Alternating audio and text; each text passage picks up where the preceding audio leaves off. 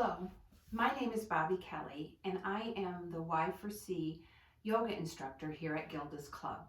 I joined Gilda's Club in July of 2021 after receiving my training to be a Yoga for Cancer instructor. And I also have my 200-hour yoga training for yoga in general. And last little tidbit about me is I am a 7-year breast cancer survivor. So I have walked the journey and can understand some of the things you might be feeling or are working through.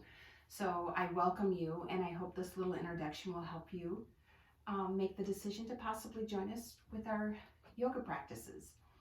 So the first thing I'm going to talk to you about is to answer the question, why yoga? Physical activity in general can be helpful in reducing the risk of cancer, and it's also just good for a healthy lifestyle.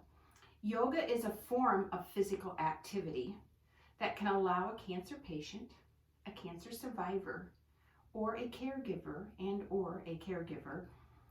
to move and live a healthier lifestyle. The American Cancer Society and the Department of Health and Human Services recommend a minimum of 150 minutes of moderate exercise every week.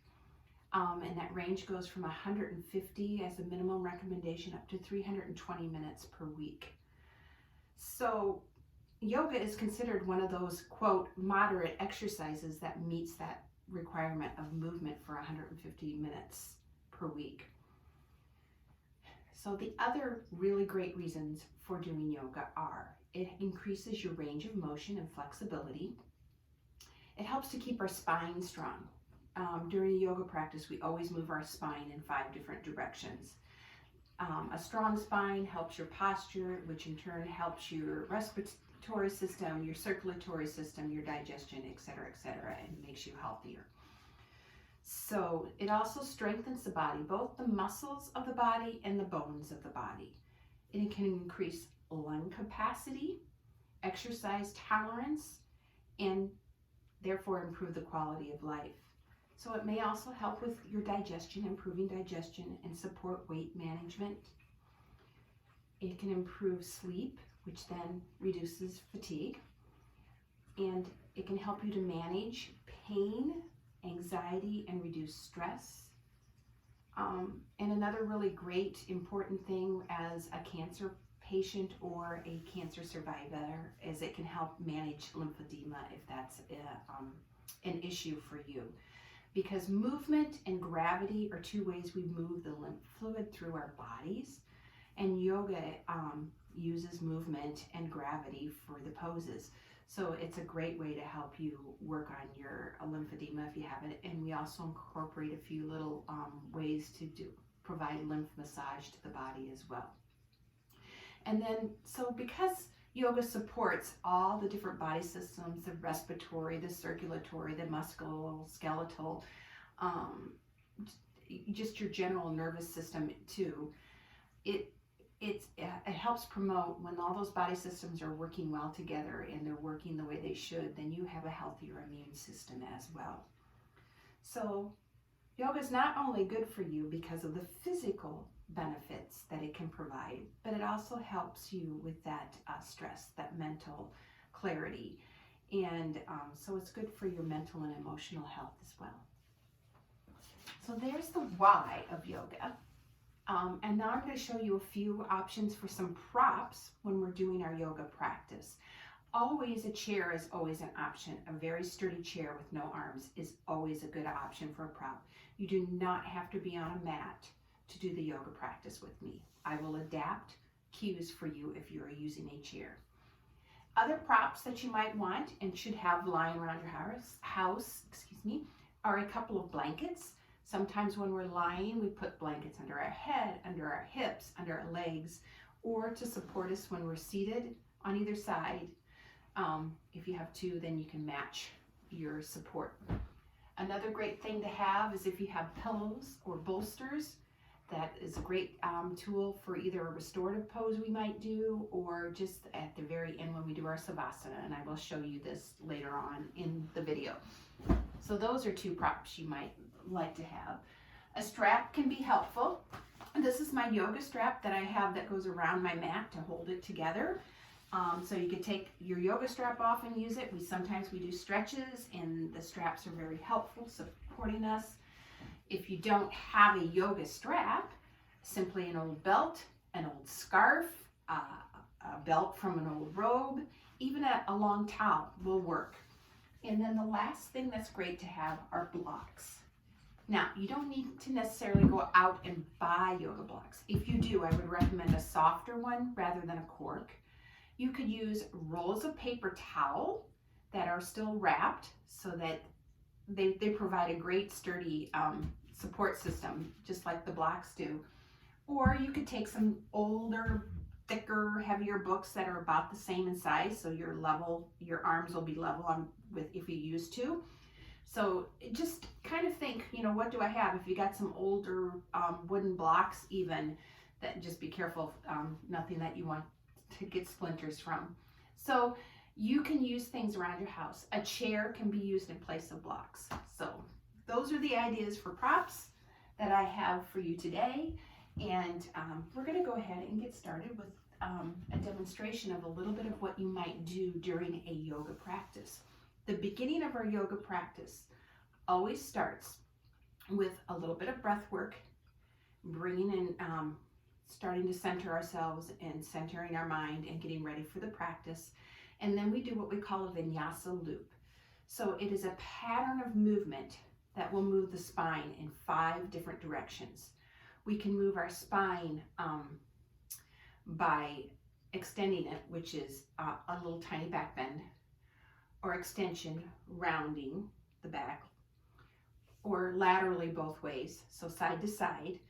Twisting motion are the other ways, and then also by just lengthening the spine. So you'll hear me during a practice when we come to center to inhale and lengthen your spine, and that simply means to be pulling your spine straight and stacking your spine and your neck and your crown of the head, almost like somebody's pulling a little puppet string at the top of your head.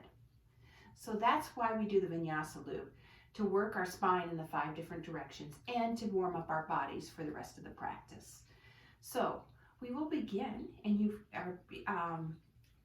may join me if you like in closing your eyes or gazing down.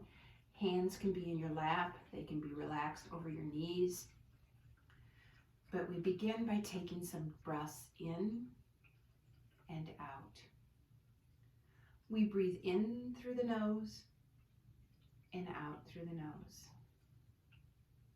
Trying to find that rhythm, that cadence that is an even breath in and an even breath out. Allowing our mind to begin to still, our bodies to become rooted to the ground. Finding that stillness, centering our thoughts and our attention inward. Allowing the body to feel the calm that breathing in and out can give us. And then when you're ready, flutter the eyes open and we will begin our vinyasa loop. To start our vinyasa loop, we will place our palms of our hands on our, right behind the knees on the thighs. Elbows are tucked in, nice straight spine, elongated, right? Inhale, we'll pull the heart through, elbows back, squeezing the shoulder blades together, a little bit of raise of the chin. This is our cow spine. Then we'll exhale and begin to pull the belly button towards the spine, rounding the shoulders forward, tucking the chin. This is our cat spine. Then we inhale back up to center, nice long spine. Exhale the hands down.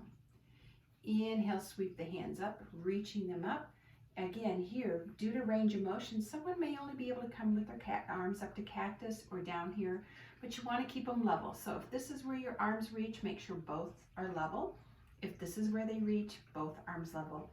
If this is where they reach, both arms level. So we inhale, arms up, exhale, right arm down. and left hand behind the head. Then we inhale and elongate that spine. Exhale, bend to the right. Inhale back to center. Exhale, bring left hand down, right hand behind the head. Inhale, elongate that spine. Exhale, bend to the left. We inhale back up to center and exhale our hands to cactus. And we'll do a little twist here. So now we inhale and elongate. Exhale, bring the left forearm towards the right. They do not have to meet. We're twisting at the waist. Inhale back to center. Exhale to the other side. Inhale back to center and bring the hands back down to the left. That would be one loop of the vinyasa loop, and we do it 3 times. So we'll try it one more time. Due to time, we won't do all 3. So inhale, nice straight spine. Okay. On your next inhale, pull those elbows in, heart through, chin comes up just a little bit. Exhale, round into your cat spine, tucking the chin, pulling the navel back. Inhale back to center. Exhale the arms down. Inhale, sweep the arms up where it's good for you. Exhale, right hand down, left hand behind the head. Inhale, lengthen that spine. Exhale, bend to the right. Inhale back to center. Exhale, left down, right behind. Inhale, lengthen. Exhale, bend to the left. Inhale back up to center. Exhale, hands to cactus. Inhale, lengthen the spine. Exhale, twist to the right. Inhale back to center. Exhale, twist to the left. Inhale back to center, and exhale the hands down to the left. This is your vinyasa loop. Then we would either move to something on hands and knees, such as in tabletop, where we might do some more cat-cow spines, and just begin our movement for the day. Yoga is working on breath and breath to movement, and using different poses to strengthen the body in different ways. So that is the vinyasa loop, normally done 3 times, but as I said, for the time of this video, I did 2. And then the other thing we would do is towards the end of the practice, we would come back down to the mat, because we'll come up, stand up probably, maybe even do a balance pose, and then we come back down and do our cool down. Part of the cool down is a restorative pose. So, for example, you may come down to your back, which the best way to do that is if you're seated, is to bring one hand behind you, the other hand on the other side. Bring yourself to your side, walk the hand down, and then roll to the back. Especially if you have some surgery things still healing from. But one restorative pose you could simply do is by bringing a bolster behind you or a block or 2 to help support, and I can show that if you have blocks and not pillows. And then we just bring the legs out long and the hands down and allow ourselves to relax in this pose. That would be one example of a restorative pose we might do at the end. Then the next thing we might do is you could stay with the bolster, and we would begin to get ready for our savasana. So we would lie here like this, or you could bring your feet up towards the bottom, knees together, and feet wide in what we call a knock deep pose. It's another way to do your final resting pose. Or if it feels good, you can come all the way down to the mat, lying, getting yourself so everything's nice and flat and rooted into your mat, and lying down. And then we begin our savasana. So sometimes when we do our savasana, we make choices that way. If you're sitting in a chair, you simply sit up. If lying down is not in your practice because of where your body's at, it's always an option to sit, either cross-legged, legs out straight, even finding a wall to support the back. Options are always available. And then we begin our savasana.